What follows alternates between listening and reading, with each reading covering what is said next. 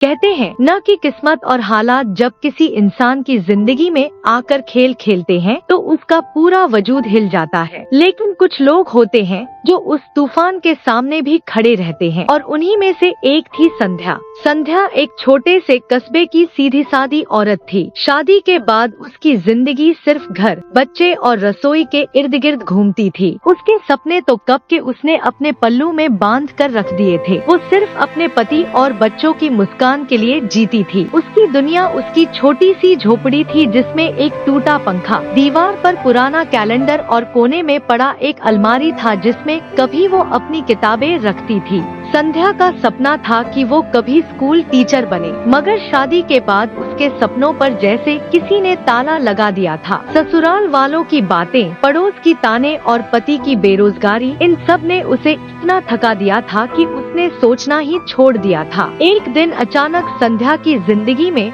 ऐसा तूफान आया जिसने उसे जिंदगी की असली हकीकत दिखा दी। उसके पति का एक्सीडेंट हो गया, वो बिस्तर पर पड़ गया। पूरे घर की जिम्मेदारी संध्या के कंधे पर आ गई। छोटे छोटे बच्चे, बीमार पति और जेब में फूटी कौड़ी नहीं। पड़ोस में रहने वाली औरतें ताना मारती, देखो बिना मर्द के औरत कैसे तड़पती है, अब तो भीख ही मांगेगी। संध्या ने उन तानों को सुना पर वो टूटी नहीं। वो जानती थी कि अगर अब वो बैठ गई तो उसके बच्चों का भविष्य अंधेरे में चला जाएगा। संध्या ने घर घर जाकर काम मांगना शुरू किया। किसी के बर्तन मांजे तो किसी के कपड़े धोए, किसी ने मजाक उड़ाया, किसी ने काम के पैसे दबा लिए, मगर संध्या रुकी नहीं। शाम को जब वो थकीहारी घर लौटती तो बच्चों की मुस्कान उसके सारे दर्द मिटा देती। उसने धीरे धीरे एक पुरानी सिलाई मशीन खरीदी। दिन भर घरों में काम करती, रात को कपड़े सिलती। फिर धीरे धीरे उसकी सिलाई की तारीफ होने लगी और आसपास की औरतें उसके पास अपने सूट सलवार सिलवाने आने लगी।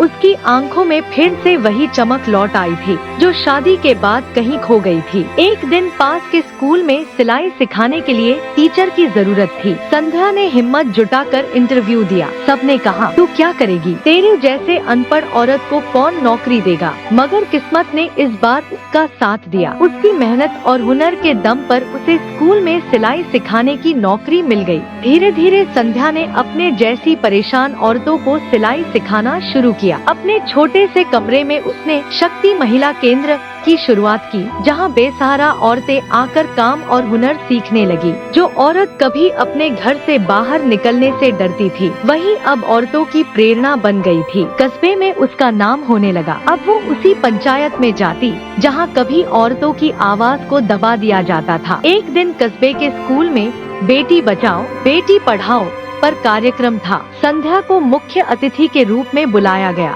जब उसने माइक पकड़ा तो पूरा गांव सन्नाटे में आ गया। उसी पंचायत में खड़ी संध्या ने कहा, औरत का सिर्फ घर तक सिमटना उसकी कमजोरी नहीं, ये उसकी मजबूरी बना दी जाती है। हम औरतें सिर्फ चूल्हे चौके तक की नहीं, हम वो हैं जो अपने दम पर घर भी चला सकती हैं और समाज भी संभाल सकती हैं। बस हमें मौका चाहिए और हौसला कभी किसी से मांगना नहीं पड़ता। उस दिन पूरा गांव तालियों से गूंज उठा। जिन लोगों ने कभी उसका मजाक उड़ाया था, वही अब उसकी तारीफ कर रहे थे।